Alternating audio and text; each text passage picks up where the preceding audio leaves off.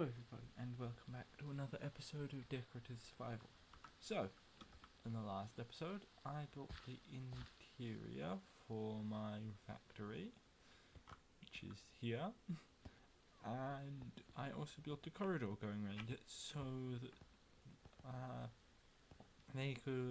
that a monk could access here, which is for reading to all of the other monks who are having dinner or breakfast or lunch. And in between episodes I gathered a lot more bricks and polished andesite, so I'm planning on using my polished andesite to work on the floor inside here, the chapel.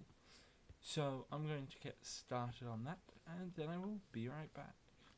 Alright, so I'm changing all the flooring that is stone brick to andesite, except for in the towers, because I think that the stone brick, because it matches the stairs, which I'm not planning on changing, it should be the same. Alright, so I'm back, and yeah, as you can see, the rest of this floor has been switched out to andesite, including most of the section here, apart from, of course, the stone generator, which I have left a area of stone around, just in case I accidentally mine some of the stone, and I would prefer if it wasn't andesite, because I can get stone far easier than andesite. Anyway, the next thing I think is probably going to be fairly major, and I'm planning on having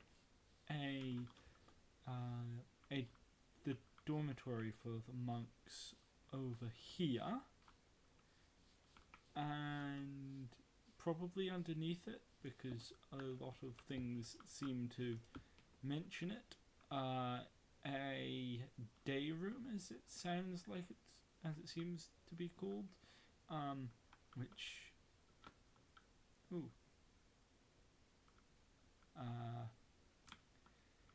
anyway, that was usually below it, and that's actually why I'm not putting it over here, which is where I'd originally intended for it to go, but at 2 stories it would probably become a little inconvenient for the windows, and I'd prefer to leave them largely unblocked, though that fairly short 2-storied storage room, which this other building will probably be far taller than, even this blocks out a very small amount of the window over here.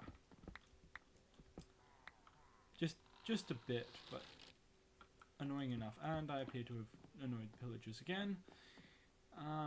Yeah, so I'm going to get started on that, or at least as soon as wherever those pillagers are now have been gotten rid of, I'm going to get started.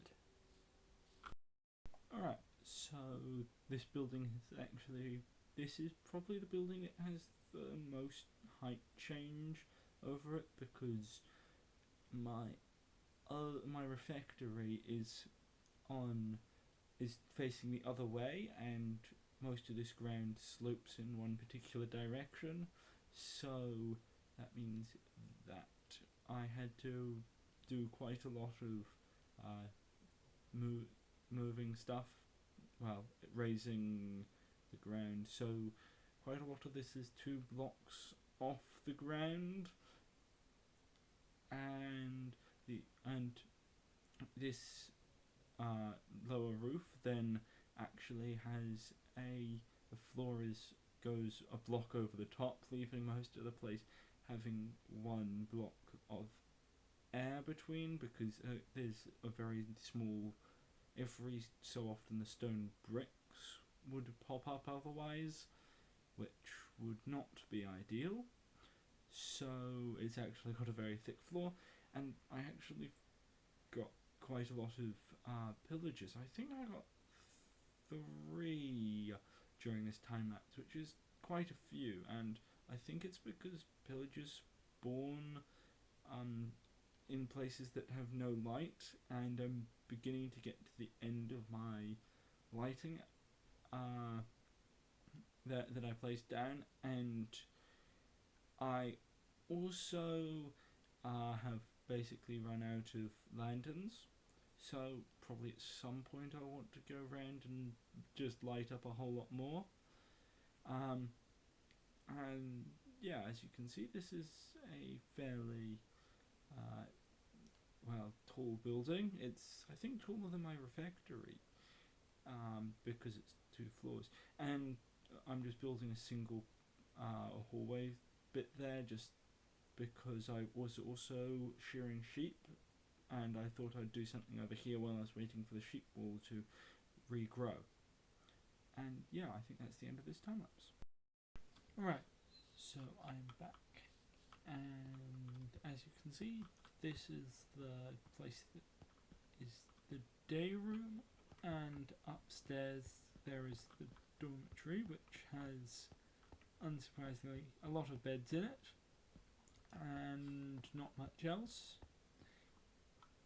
And yeah, it's slightly different. This is the first time that I put this design of sections inside anything other than corridors, so that's interesting. And the other thing that I'd kind of thought about was putting a fireplace in here. However, I think what I would like to do is build something known as a warming room over here, and probably also put a fire nearby that over on the day room. So yeah, I'm going to get started on that, and then I will be right back. Alright, so the warming house, as this is called, was actually probably one of the only heated buildings, which is very interesting. Yeah, that's the end of this time lapse. Alright, so I am back, and well, this is the one warming room. It is 2 fireplaces, and then there's the 3rd fireplace in the day room. And if I go upstairs and look out, and there's actually only 2 chimneys, because I thought that it would be a good idea to combine these 2 fireplaces into 1 chimney, because it would maybe save on building materials, which is clearly something that you would probably want to do with stone at least. Anyway, that's probably going to wrap up this episode. So yeah, thanks for watching. Please like and subscribe, and yeah, goodbye.